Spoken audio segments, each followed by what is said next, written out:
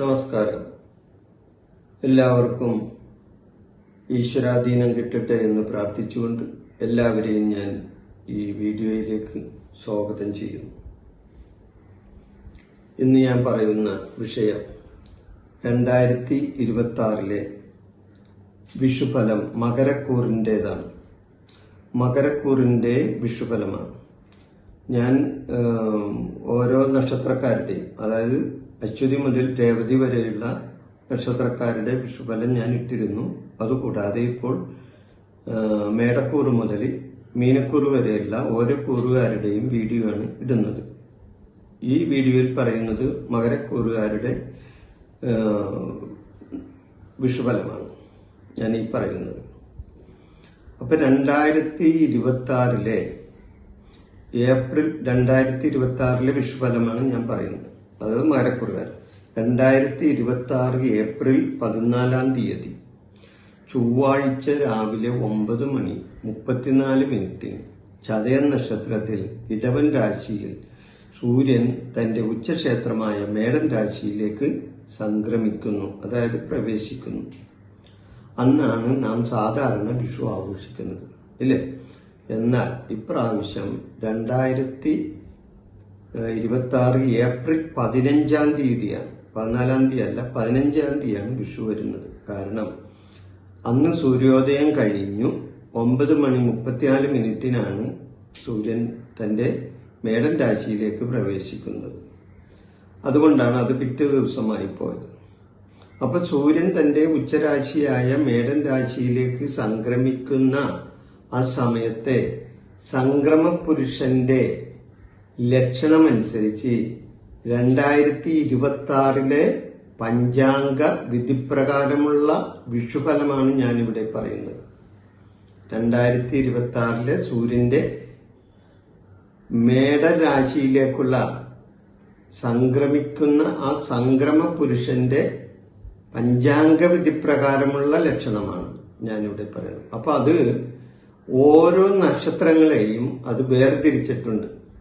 അതിൽ 9 നക്ഷത്രങ്ങളെ ശൂലത്തിലും 18 നക്ഷത്രങ്ങളെ ഷഡ്ഗത്തിലുമാണ് പെടുത്തിയിരിക്കുന്നത്.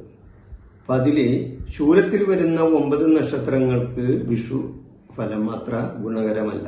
എന്നാൽ ഷഡ്ഗത്തിൽ വരുന്ന 18 നക്ഷത്രക്കാർക്ക് ഈ വിഷുഫലം നല്ല ഗുണാനുഭവങ്ങളാണ് അവരെ സംബന്ധിച്ച് കിട്ടുന്നത്.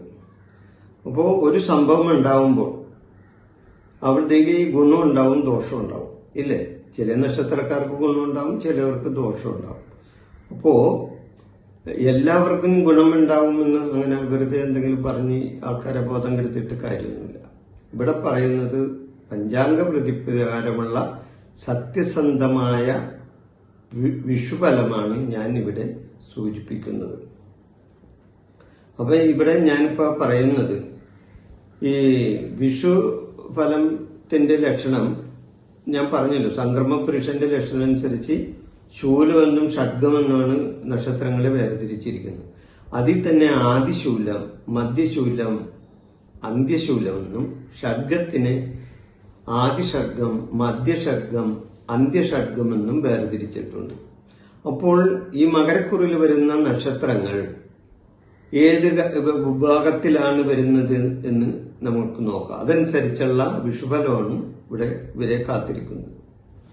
അപ്പൊ 2026 പഞ്ചാംഗ വിധിപ്രകാരം സൂര്യൻ തന്റെ മേടൻ രാശി സംക്രമണമനുസരിച്ച് സൂര്യന്റെ മേടൻ രാശി സംക്രമണമനുസരിച്ച് മകരക്കൂറിൽ വരുന്ന ഉത്രാടം മുക്കാലിൽ തിരുവോണം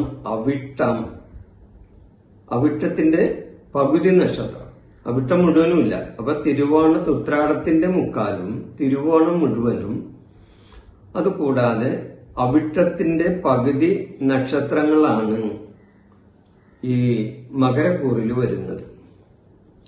അതില് ഉത്രാടം മുക്കാൽ ഭാഗവും തിരുവോണവും അന്ത്യഷഡ്ഗത്തിൽ വരുന്ന നക്ഷത്രമാണ്. ഞാൻ നേരത്തെ പറഞ്ഞ പോലെ പഞ്ചാംഗ വിധിപ്രകാരം അന്ത്യഷഡ്ഗത്തിലാണ് ഈ നക്ഷത്രം വരുന്നത്.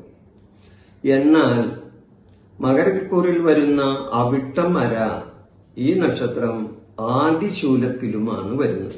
അപ്പോൾ ഒരു കൂറിൽ തന്നെ നിൽക്കുന്ന ആ 3 നക്ഷത്രങ്ങളും ഒന്ന് ശൂലത്തിലും 2 ഷഡ്ഗത്തിലുമാണ് വരുന്നത്. അപ്പൊ ഷഡ്ഗത്തിൽ വരുന്ന നക്ഷത്രങ്ങൾക്ക് ഈ വിഷുഫലം വളരെ ഗുണകരമായാണ് വന്നു ഭവിക്കുന്നത്. അവർ വിചാരിച്ച പല കാര്യങ്ങളും അവർക്ക് നേടിയെടുക്കാൻ കഴിയുന്ന ഒരു സമയമാണ് ഈ വിഷുഫലം തരുന്നത്.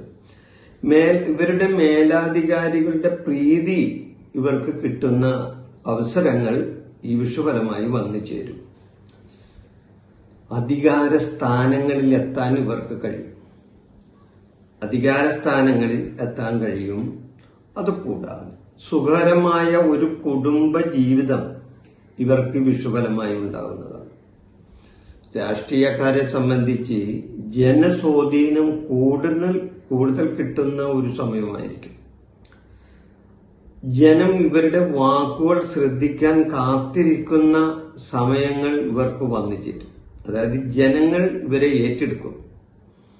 അപ്പൊ ജനപ്രീതി ഇവർക്ക് കിട്ടും. അതായത് ഈ ഞാൻ പറഞ്ഞ ഈ 2 നക്ഷത്രക്കാർക്ക് ജനപ്രീതി കിട്ടും.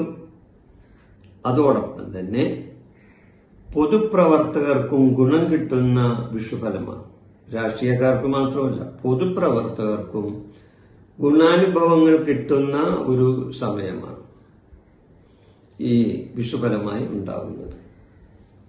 കലാകാരന്മാരെ സംബന്ധിച്ച് അവർക്കും നേട്ടങ്ങൾ ഉണ്ടാവും. കലാകാരന്മാരെ സംബന്ധിച്ച് പുരസ്കാരങ്ങൾ കിട്ടാനും അതുകൂടാതെ പ്രശംസകൾ കിട്ടാനും അവാർഡ് കിട്ടാനും ഒക്കെയുള്ള അവസരങ്ങളും ഈ വിഷുഫലമായി ഈ നക്ഷത്രക്കാർക്ക് ഉണ്ടാവുന്നതാണ്. അതുകൂടാതെ ഇവരുടെ കുടുംബത്തിൽ മംഗളകർമ്മങ്ങൾ നടക്കാൻ സാധ്യതയുണ്ട്. മംഗളപരമായ കർമ്മങ്ങൾ നടക്കും.